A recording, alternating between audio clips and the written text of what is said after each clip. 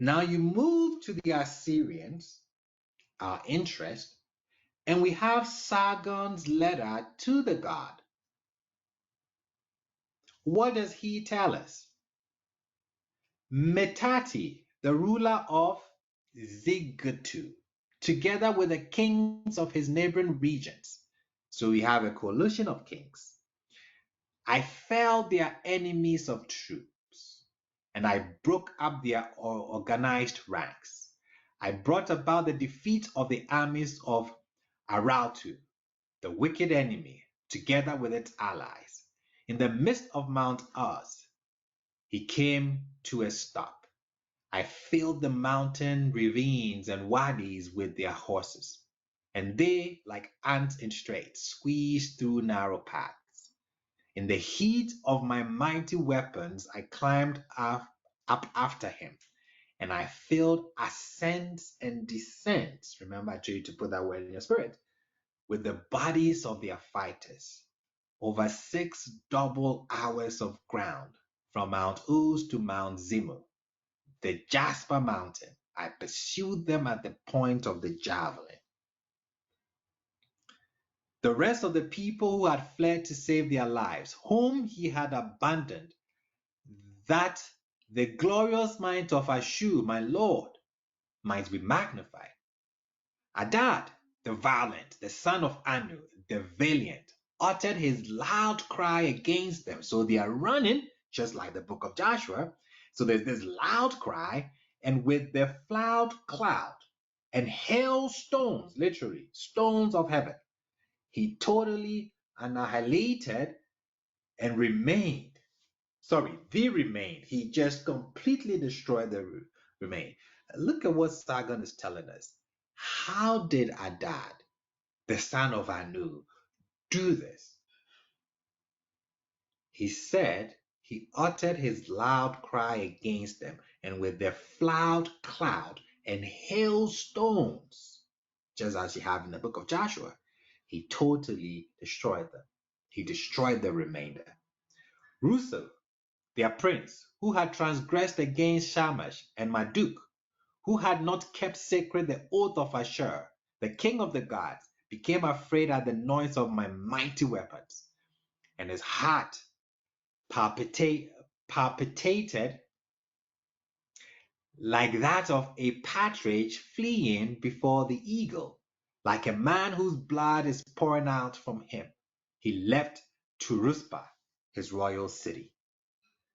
Like a Roman fugitive, he hid in the recesses of his mountain. Put that in your spirit. So they are hiding in mountains. Like a woman in confinement, he became bedridden. Food and water he refused in his mouth, and thus he brought a permanent illness upon himself. I established the glorious might of Ashur, my Lord, and for all time to become upon Urartu. I left behind a terror never to be forgotten in the future. This is what Sargon tells us in Sargon's letter to the god. This is the Assyrian angle. We've seen the Hittite. We've seen evidence there. We are looking at the Assyrian, and we see evidence there as well. What do we see when we do the comparison? The confederation under the direction of Rusa included Metati and other puppet kings is broken up. Like I said, there was a coalition, they came together, and it was broken up. Just as YHWH threw the enemies in confusion before Israel. So it starts with this confusion. There is a great slaughter which takes place during the pursuit of the ascent and descent of the mountain. And we read in the book of Joshua of the descent when it came to Bethron. So you descend when you go to Bethron, and then you are ascending when you go to Bethron, and then a descent of Bethron to Azekah. We see that here. Yahweh smote them in a great victory at Gibeon, and who pursued them on the road of the ascent of Bethron, on the descent of Bethron to Azekah. So there's an ascent to the throne, and then when you go on from the throne to Azika, there is a descent. We have the same thing here. The pursuit was over a great distance.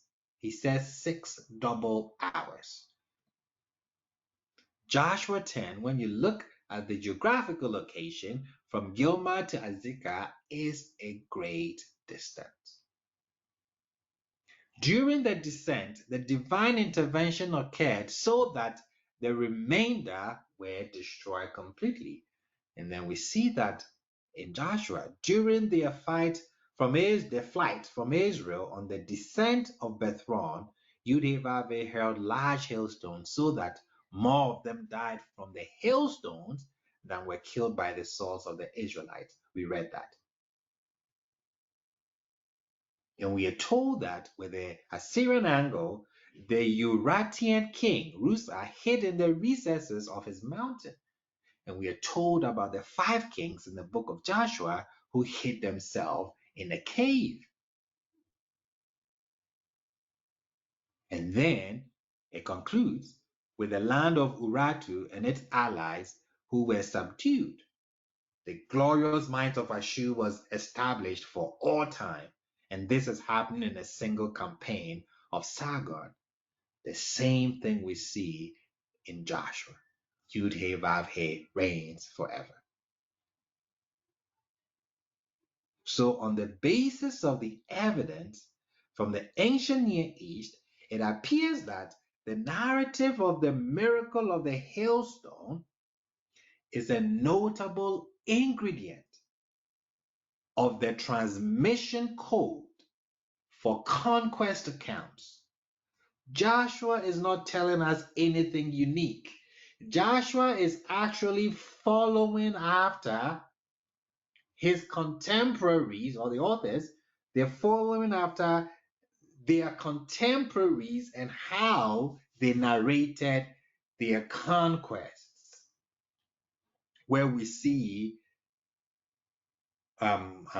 holy wars where the deities go before the people and destroy them, where they talk about natural phenomena where you have hailstones here, and then next week when the sun and the moon stand still, it's there in the Hittite and Assyrian texts. They say the same thing. So it's not unique. What is different here with Joshua is that Joshua is not telling us a historical account. The Hittites and the Assyrians are telling us historical accounts. Joshua is making a religious or political claim using the same genre, if I can say that, in his day to convey this religious theological message so that Josiah can use it for his political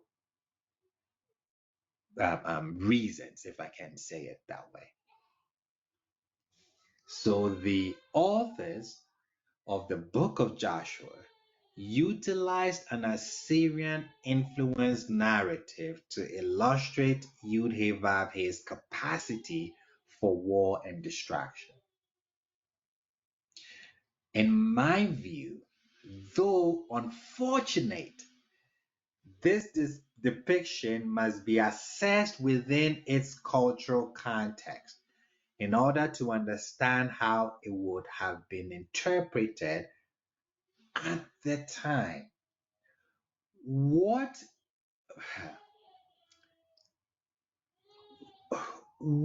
the Christians who went on that campaign, what was the name of the campaign? The Crusades.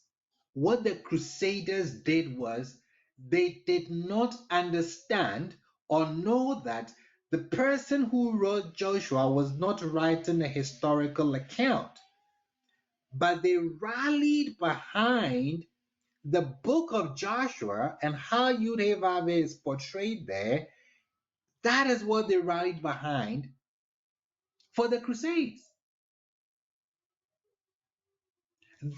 Hitler did the same when the soldiers, his soldiers, were doing what we're doing. They had "God with us" written on them because somebody read a text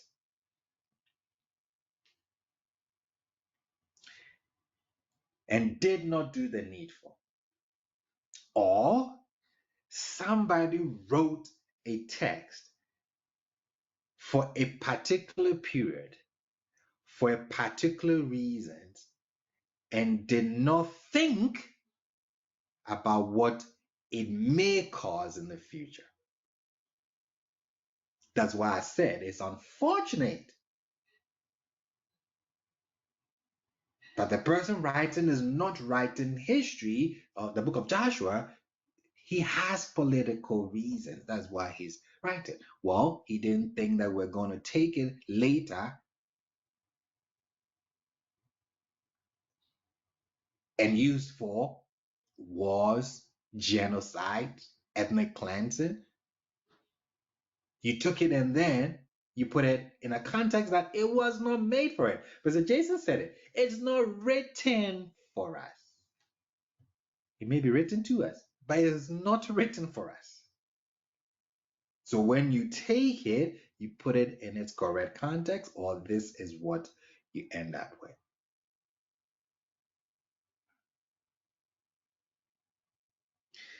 During the reign of King Josiah,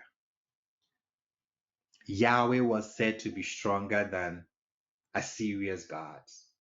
Ashur, Hadad, Ishtar. These gods of the Assyrians were violent, brutal. The book of Joshua asserted that no other foreign nation had the right to control Canaan.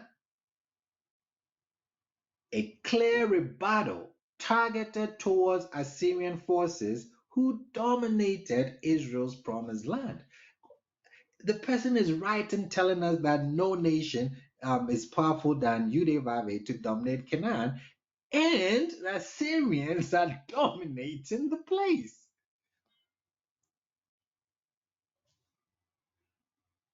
When he was writing, the north is almost lost. But then is the polemic. He's writing religious stuff.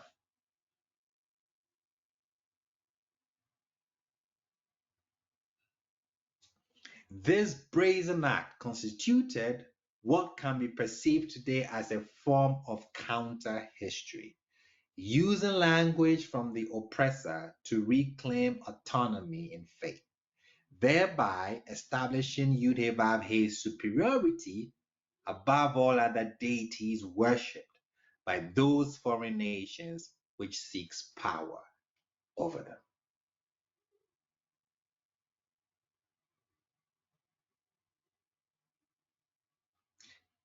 It's fascinating how this counter history approach created an opportunity for conveying a powerful message about YHWH being more influential than those deities worshipped by their adversaries.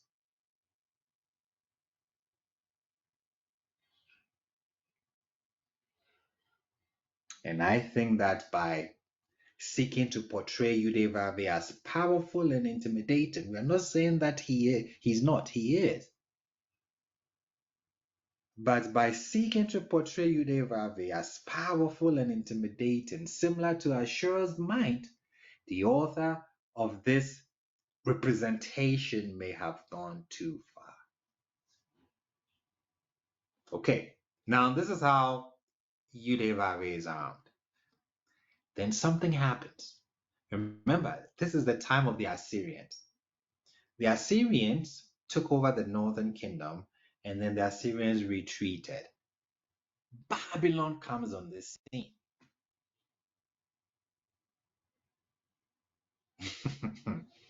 And we know what happens to the south when Babylon comes into the scene. Now let us delve briefly into how a different group of writers disarmed YHWH for their theological and political motives.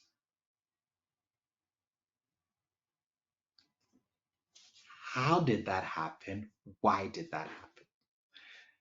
The traditional image of God, YHWH, as a powerful warrior is challenged in the Hebrew text itself.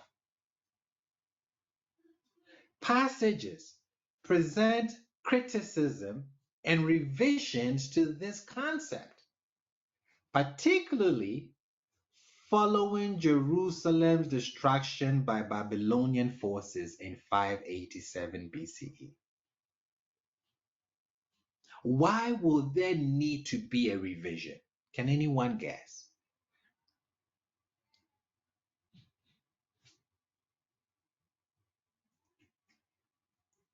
Why would YHWH, who was armed by the first group of Deuteronomistic authors, why was there a need to disarm him by the second group of Deuteronomistic authors?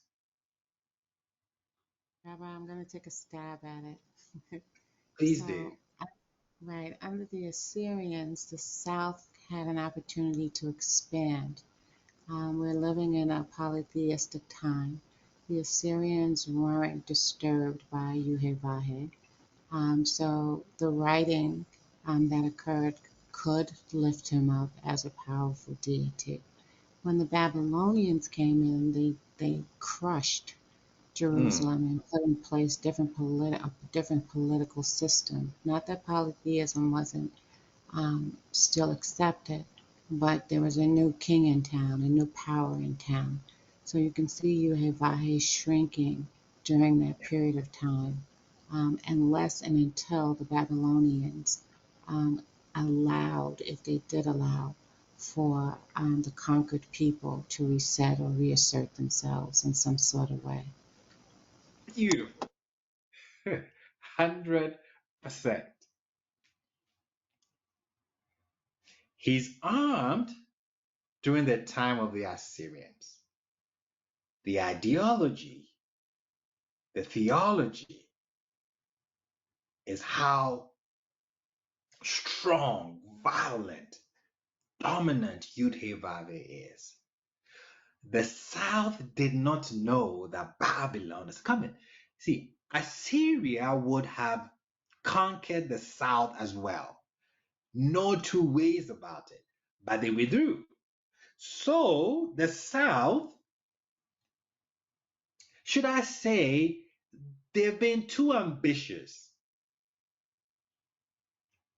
Babylon comes and conquers. The event was hugely influential on faith-based ideology, causing profound shockwaves throughout theological Israel. This was the deity who protected us from the Assyrians.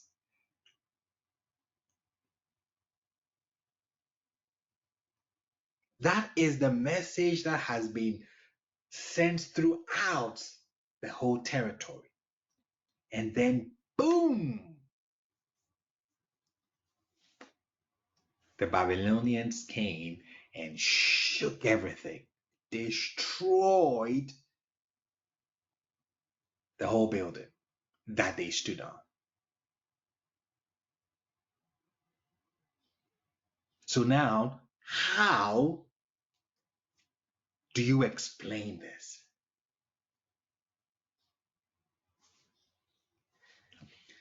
After the fall of Jerusalem, subsequent generations, the second and then the third, saw a need to revise and correct the book of Joshua's introduction. is presented by the first Deuteronomistic writers as a military campaign. How did they get the land? They went in there, holy war. The deity went before them and conquered. So, at the loss, at the defeat of YHWH by the hands of Babylon, the second and third generation gifted us with a much needed update on this ancient book. Now, what happened? Something very interesting. Joshua's military mission shifted from an address to a religious sermon. Joshua was challenged to take on a role of a meticulous rabbi. Like who? I won't mention any names.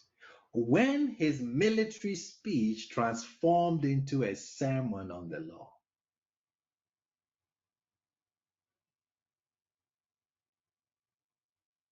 I'll repeat that again. Joshua's military mission shifted from an address to a religious sermon. Joshua was challenged to take on the role of a meticulous rabbi when his military speech transformed into a sermon on the law. Joshua 1:8 highlights this transformation as he encourages those under him to live and breathe the law of God, meditating on it night and day. So now it is the respect for the Torah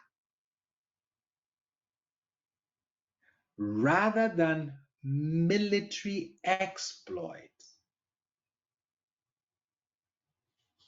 that has become the deciding factor in the lives of the people living in Canaan.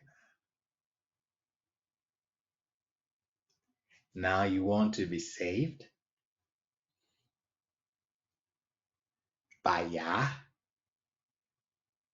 You want to rule again. It's not by military conquest. It's by meditating on the law day and night. Now YHWH has been disarmed. Why was that necessary? Because of the state, the condition, the changing of the political sphere. It was needed to do this because you cannot present him as a warrior if he's in exile, if you've been dominated by the Babylonians. So now we change it. You will notice this disarmament even in the book of Exodus.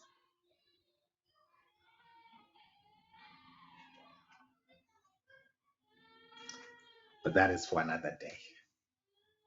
So as we have seen, as we have demonstrated how YHWH was armed, why he was armed, where the material is coming from, who armed him.